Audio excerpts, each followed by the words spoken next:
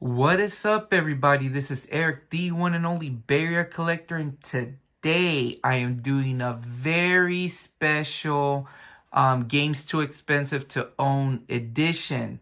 And the reason is because, first of all, I am dedicating this episode to my girlfriend and fellow YouTuber, Lily, a simple mom, because today we celebrate our 10-year anniversary. So, to her, I just want to say happy anniversary. Babe, I love you so much. Thank you for everything you do for us, for me, for the entire family. And words can't express how much, I am grateful for you. And of course, I love you and hope you have a good one. So let's move on. Hug and kisses for the missus. Let's move on to the game, because the game that I'm going to be reviewing is, I don't know if I'm going to butcher it, but it's Bishoujo Senshi Sailor Moon, or Sailor Moon for the Sega Genesis or Sega Megadrive. Sorry if I butcher the Japanese name on this. And the reason why I'm reviewing this game is because my girlfriend is a huge Sailor Moon fan.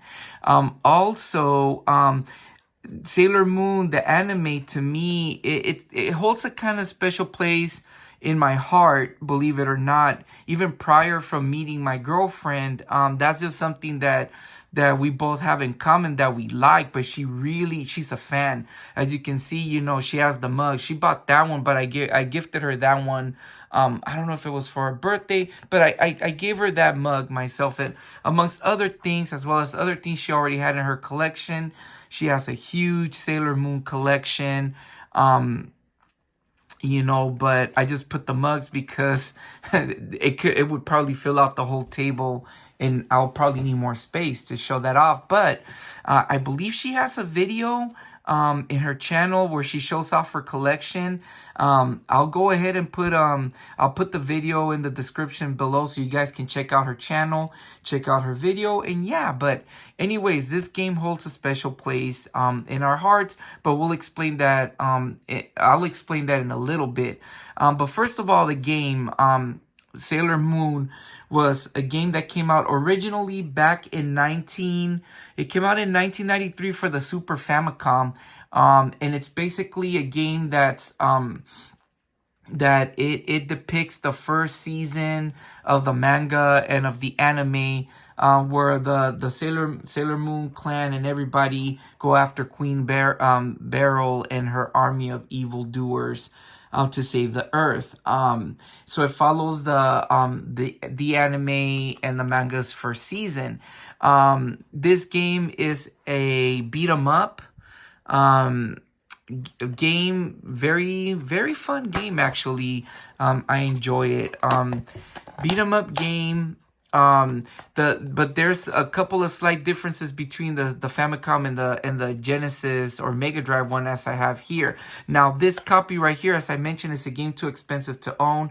What I have here in my hands is actually it's actually a reproduction card, unfortunately. But many years ago, I used to own an original copy of the game, and I'll go more into that in a little bit. But first, let's talk about the game. So it was developed originally in 1993 for the Super Famicom by Angel. Then it was ported to France and Spain, only to those countries. And then in 1994, the Sega Genesis version was released. Now, what's the difference between the games? They're a beat 'em up game, kind of very similar to like Streets of Rage and all of that. But the game, there's slight differences. For example, the Sega Genesis version has better, I feel like it has better graphics, has more of a cinematic entry, whereas the Super Famicom version has two-player mode, unfortunately for the Genesis.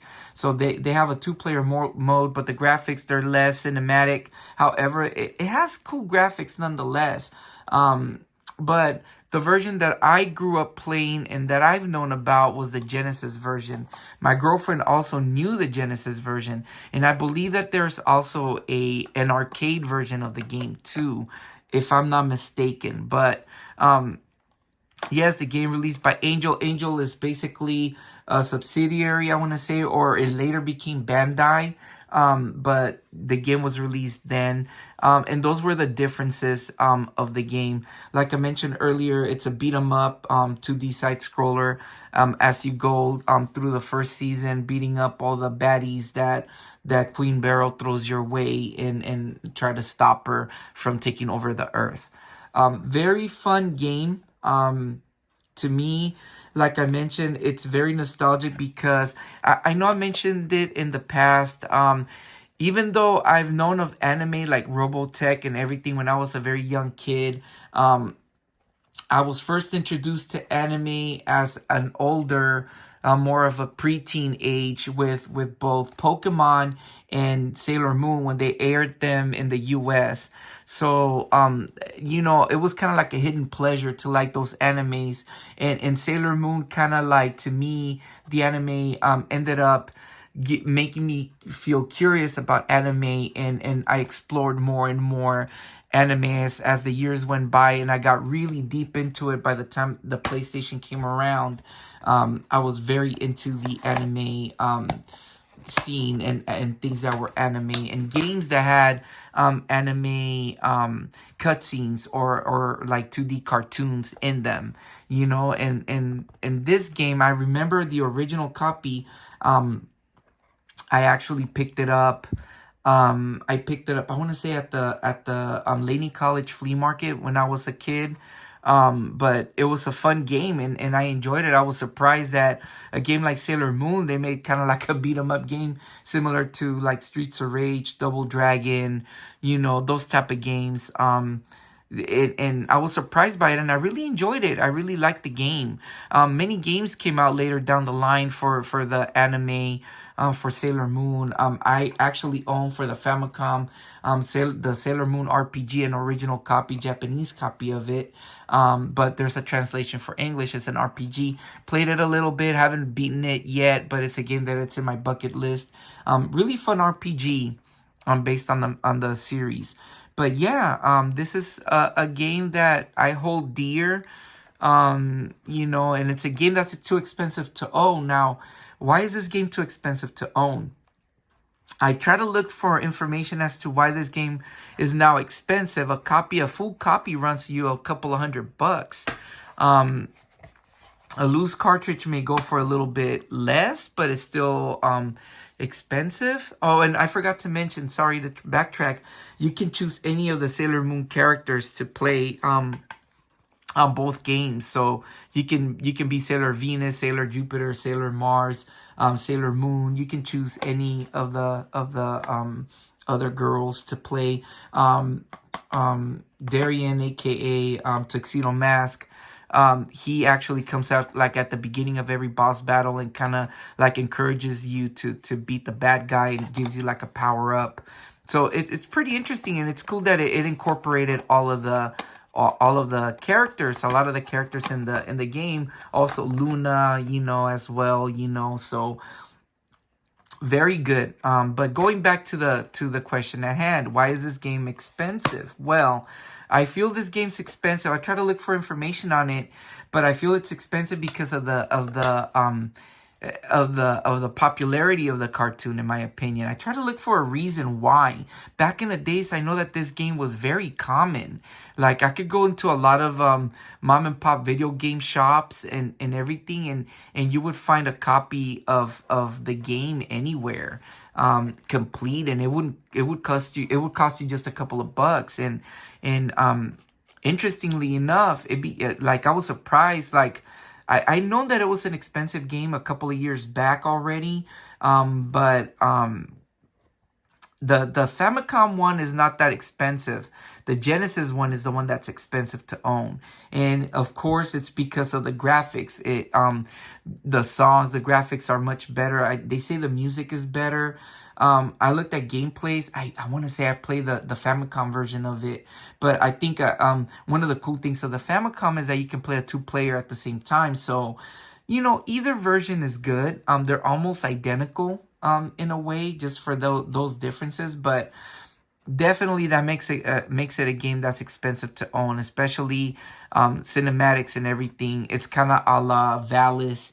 Valis is a series that reminds me so much of Sailor Moon in a way, but not the same. But yeah, so those games like the Valis games are super expensive now. And back in the days, Valis was another game that was very cheap to find.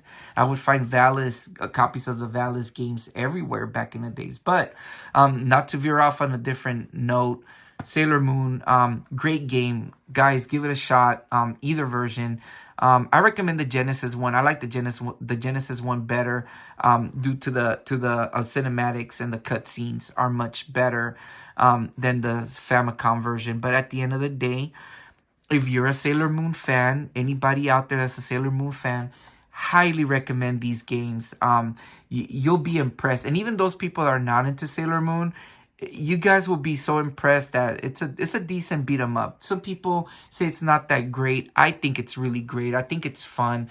I found it playing the game. I didn't even change the difficulty. I was playing it, and of course, you know, to me it felt rather simple. Like, it wasn't that difficult. You know, as far as I got to the game, I think I got to stage 3. But yeah, and the other thing, it's just it's a nice collector piece for anybody that's a Sailor Moon fan. So yeah, give it a shot, you guys. You'll have fun. Oh, by the way, I decided to choose an original. You know, when I bought the reproduction, they have English translation ones out there because the game has been translated to English by fans out there. But I chose to get the original Japanese version, and this copy actually plays really good on the Retron 5. So it's I will call it a really good reproduction card for this one. But anyways, hope you guys enjoy the video. Again, to my girlfriend Lily, love you. Hope you enjoy it as well. Hope you guys have fun with this one, because I had a lot of fun revisiting the game.